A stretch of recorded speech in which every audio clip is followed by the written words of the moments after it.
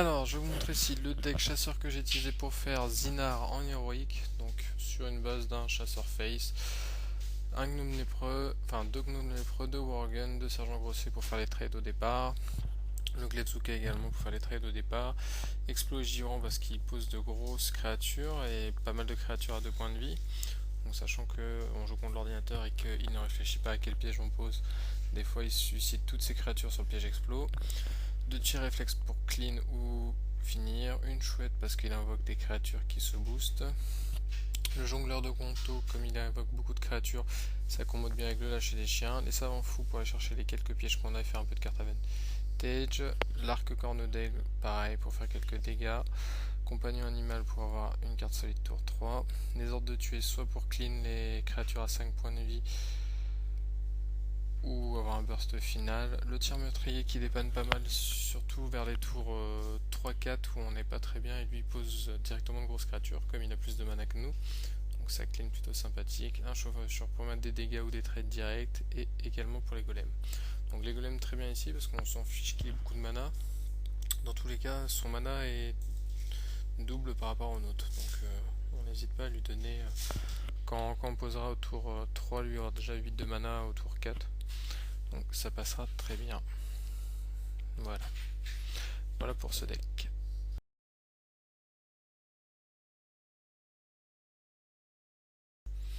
Alors pour le deck Zinar Mage Atis-Flamme, on part sur une base d'Atis-Flamme avec un petit mix de freeze. Donc on a les chocs de flamme, les blizzards et les Nova de givre. Après les choses de base pour tempo au départ, sachant qu'il a énormément, enfin qu'il a le double de mana que nous. Les worms qui vont se booster avec les petits sorts à 0 qu'il nous offre, les canons lance-flamme pour gérer ses premières créatures qui ont 4 points de vie, les torches, les vaporisations donc, qui sont pas obligatoires mais je trouvais ça sympa. La flamme donc vraiment sur le mulligame si on l'a en main on le garde, hein, ça fera la différence, on joue pas ses sorts à 0 de mana.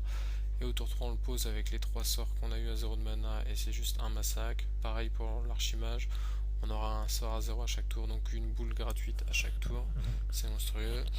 Choc de flamme qui fera le ménage, le blizzard qui va permettre de tempo, la nova pareil, faut pas hésiter à le mettre dès qu'il a plus de 3 créatures pour tempo, limite attendre le choc de flamme. Mouton boule de feu, donc moi je les utilisais surtout pour clean et non pas pour face. Donc en plus avec les procs de la flamme c'était plutôt simple. Les torches pareil, les entités miroirs parce qu'il nous sort de grosses créatures. L'apprenti sorcière, bien sûr pour son pouvoir qui rabaisse les coups. L'éclair de gif pareil pour geler. Le portail en stop, pour le fun on va dire. On peut remplacer ça par un ennuyeux tronc qui permet de temporiser autour d'eux, ça peut être sympathique également. Donc voilà, et je pense pour moi vraiment le deck le plus simple pour passer cette, bah, ce Zinar en héroïque. Alors on part ici pour le premier Zinar en héroïque avec un deck très peu cher pour que tout le monde puisse le faire. Donc le pouvoir de Zinar c'est que à chaque début de tour il nous donne une carte qui coûte 0 de la classe jouée. Donc là on va tester avec un chasseur, on le fera également avec un mage après pour profiter de l'atis-flamme, mais ce deck coûte un petit peu plus cher ou on essaiera même de le faire en low cost. Donc au niveau du chasseur, comme on a eu dans la liste précédemment, il coûte très peu cher, j'affiche le nombre de poussières. Là ce qu'on voudra, voilà le jongleur très bien, on va peut-être essayer d'avoir un tour 1, ça serait sympa, pour pouvoir trade sa créature. Un deuxième jongleur c'est embêtant. Donc il va nous offrir des sorts de notre classe. Alors des compagnons, des sorts ou des monstres de toute classe là, tour 4. D'accord. Autre particularité, il gagne le double de mana de nous, donc quand nous on est à 2, il sera à 4. On va d'abord découvrir. Que veut-on prendre? Le maître chien je suppose, même si on a très peu de bêtes, on a au moins les compagnons, et on en piochera peut-être d'autres. On va sacrifier un jongleur pour pouvoir faire jongleur et le worgen au prochain tour. Donc il a déjà 4 de mana quand nous on est à 2. Le lâcher des chiens ici est très bon. On va nous chouette ça.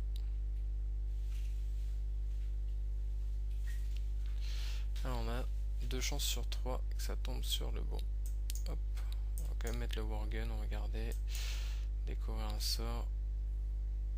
On va prendre la pièce multiple pour clean le board au prochain tour, ou le piège à ressources plutôt, pour temporiser. Donc on aura 4 de mana, ça nous permettra de tempo. D'accord, une petite créature à 1, on a droit à un sergent grossier. Plutôt sympathique ça. Alors il ne traite pas le jongleur, ce qui peut être notre chance. Un tir meurtrier qui ne sert pas à grand chose ici. Alors, est-ce qu'on fait des trades d'abord pour être sûr? Oui, on va trade ça.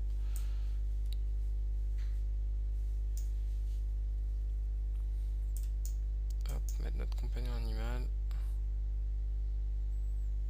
Et si le coup tombe ici, on trade avec. Ok. On découvre notre serviteur. Roi crush pour le plaisir et trade ça.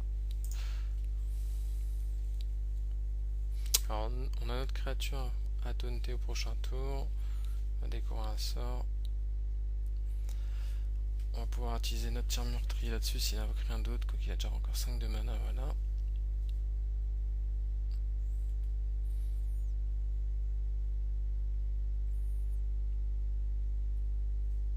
Alors, on pourrait trade ça et ça.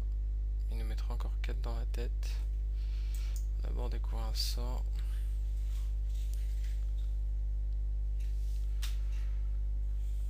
Celui-là, surtout, on ne prendra pas, on s'en fiche. On va peut-être prendre le tir de précision. On a 7 de mana, comment est-ce qu'on les met? Il meurt dans tous les cas là-dessus. Déjà, ce trade là est sûr. Ce trade là va être sûr. Et on va faire notre ordre de tuer. Ce qui va être boosté. Hop, la 19. Donc là on s'en sort bien. On a toujours notre Léo à tauntifier au prochain tour. Bon, il y a déjà 19 mana, donc le golem arcanique, clairement on n'a aucun souci. Piège explos, très bon. Alors, j'ai très envie de tir de précision. On va d'abord voir ce que nous donne la carte à 4. Un nain. Est-ce qu'un nain nous permettrait de faire le trade de même manière que le taunt et on aurait une 4-4? Ça revient clairement au même. On va prendre le nain. Comme on a toujours les booster ça. Hop, et on va faire le trade gentiment.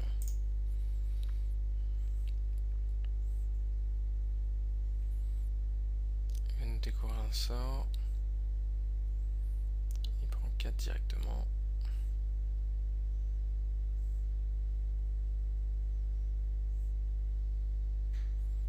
Ok, arracher des chiens serait plutôt sympa ici.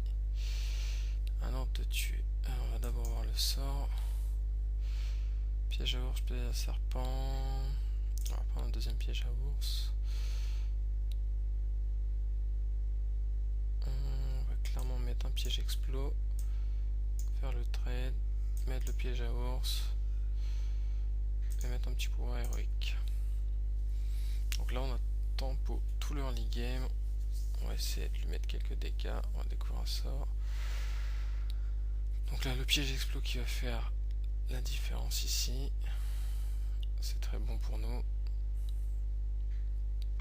On sert un peu de la débilité de l'ordinateur. Lâcher des chiens. Très bon. Découvrir un sort. On va prendre la marque du chasseur bien évidemment. Qui me permettra de trade. Pour 8, qu'est-ce qu'on peut mettre? On peut limite faire les trades et garder du board. M'embête de faire lâcher les chiens tout de suite, mais on peut trade ça. Et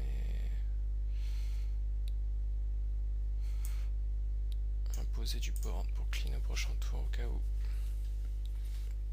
Au mieux il nous tradera notre golem, on s'en fiche un peu. La croc-roc. La torche, ok. Donc là on est content d'avoir la marque du chasseur. Le piège à ours qui pourra tempo. Un givrant, très bon. Alors on va faire notre marque du chasseur sur lui. Mettre un givrant, découvrir un serviteur. Est-ce qu'on a des grosses créatures? Je ne pense pas. Vendeur de rafraîchissement qui va nous permettre de gagner un peu de vie. Hop.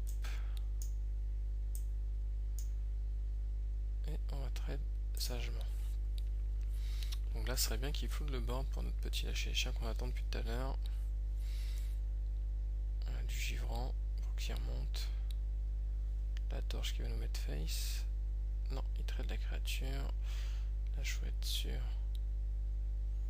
le golem. D'accord. On a le roi crush. On a limite envie de jouer ici. On va faire les trades. Ça, découvrir un serviteur. Deuxième roi crush. On s'embête pas. Il n'a pas de charge, par contre il a des petites croc-croc, du blast direct. Alors il va d'abord trade, je pense. Plutôt bien. Alors. On fait une marque du chasseur là-dessus. On découvre un sort, des fois qu'on a un truc bien. Prêt à tirer, on n'a pas assez de sorts. Tir explosif au pire. Il y a beaucoup de créatures à 5 de dégâts. Mettre un deuxième en raccroche. On fait quand même le trade parce que on est très bas en point de vie. Alors des fois ils nous donnent des léocs, les léocs font aussi la game avec les lâchers des chiens. Là on a la chance d'avoir quand même deux raccroches plutôt jolies. Je crois que c'est la première fois que j'ai deux raccroches sur le même board. Donc là il nous remet des petites créatures et on a le létal au prochain tour, mais il nous l'offre. Donc sans trop de difficultés. On voit qu'on arrive à tenir, on va voir quel serviteur peut nous offrir. Donc on a quand même pas mal de légendaires. J'ai envie de jouer le bingo 3000, quelle arme il nous donne. Un championnat d'argent, c'est très bon. Et on finira là-dessus, donc avec un deck très peu cher et en servant du pouvoir donc de la créature. On s'en sort plutôt bien pour la première partie. Donc voilà, on va passer à la suivante. Alors, on part ici avec un Deж Mage un peu plus rigolo, mais beaucoup plus cher, sachant qu'il y a Antonidas, bon, qui n'est pas obligatoire, mais il y a au moins les Atis-Flammes qui sont à débloquer dans les précédentes aventures et qui sont assez loin, il me semble, donc qui coûtent 700 par salle, donc au moins dans les 2100. Alors pareil, alors on fait un mix entre de l'Atis-Flamme et du Mage Freeze. Parce que le choc de flamme fait la différence comme pas possible. On va tout mulligan pour essayer d'avoir un tour 1. La Wyrm qui se booste très bien avec les sorts qu'il nous donne. Le portail parce qu'il me restait une place, alors j'ai envie de mettre un portail. On a pas mal de pièges, beaucoup de gestion de board. Et on va passer le premier tour. L'aventure qui est plutôt très bien faite. Alors l'Atis-Flamme, donc on va garder les sorts à 0 pour clean le board. On va voir ce qu'on a comme créature. Très bien, ça pourra permettre de trade. Donc prochain tour on a 2 sorts à 0 à mettre avec l'Atis-Flamme qui va pouvoir mettre de clean directement le board. Et c'est très simple après avec ça. Sachant qu'on aura un sort à chaque tour, plus nos sorts à nous à jouer, plus l'apprenti sorcière qui tombe très bien. Donc là, on n'hésite pas, on le met direct. On va prendre un éclair. On va même garder le sort pour clean au prochain tour, sauf si nous le clean.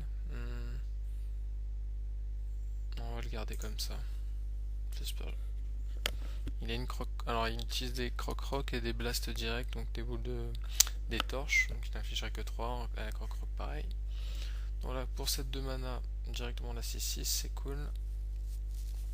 Nous on a 4 de mana, hein, bien évidemment. Hop, petit apprenti, et là on va juste gérer le board tranquillement. Poser toutes nos créatures. Hop, c'est nos cristaux. Et c'est vraiment très simple hein, de profiter des sorts. Hop, encore un sort. On va même reprendre une entité miroir ou une déflagration. Une déflagration plutôt, quand je jouerai pas là. Voilà, de toute façon la créature est clean.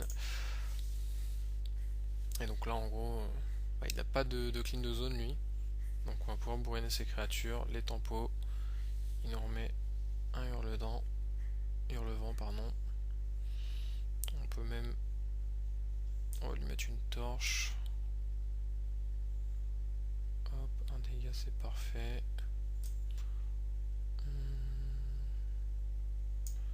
Ça, mettre un petit pink face. Mais là après ça va aller très vite, hein. Chaque créature qui est opposée on va la clean. Plus là on a le choc de flamme s'il nous pose 3-4 créatures à 2 ou 4 points de vie, comme il va sûrement le faire là. Voilà, il fout le board. Nous on a notre choc de flamme, on va pas s'embêter. Choc de flamme, on clean tout, on prend un pauvre petit point de dégâts. Et là c'est juste la fin. Donc on a le mouton pour une grosse créature. Donc je pense que c'est vraiment le deck le plus simple pour passer cette salle. Donc je l'ai fait en low cost avec du chasseur parce que le burst est plutôt intéressant.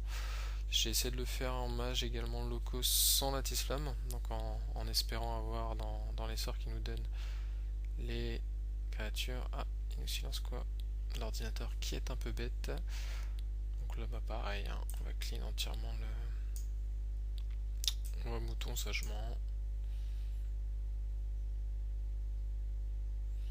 Ok.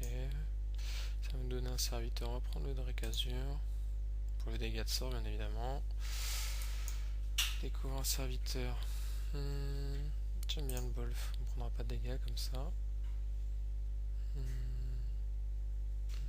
Et on va mettre une vaporisation au cas où. Sachant qu'il fait bien jouer un sort. Donc je disais j'ai essayé sans les lattice flammes, c'est vraiment plus dur, mais avec les entités miroirs ça passe. Et pareil sur le même principe d'un freeze avec les chocs de flamme, avec les nova, vraiment tout ce qui clean. Donc là c'est sympathique, on va pouvoir booster notre créature. On va quand même la boule de feu. Ça mange pas de pain. Là ça va me donner un serviteur. Pour un secret gratuitement ou un dégât des sorts. Il nous reste 4 de mana. On prendra ça pour plus tard. On va me donner un sort. Qu'est-ce qu'on a comme sort? Un bloc de glace qu'on peut poser gratuitement. Un courbe-sort qu'on peut poser gratuitement. Ou une déflagration des arcanes. On va prendre le bloc de glace. Hop. Qu'est-ce qu'on a envie de faire? On va regarder notre worm, quoi qu'on a presque le létal il me semble. 6 et 4, 10 et 12. On a même le létal. On s'embête pour rien. On découvre un peu les sorts comme ça. Et donc vraiment le lattice flamme, le mage lattice flamme qui est le plus simple. Donc en 8 tours, avec juste un lattice flamme, un mulligan, si on peut l'avoir directement,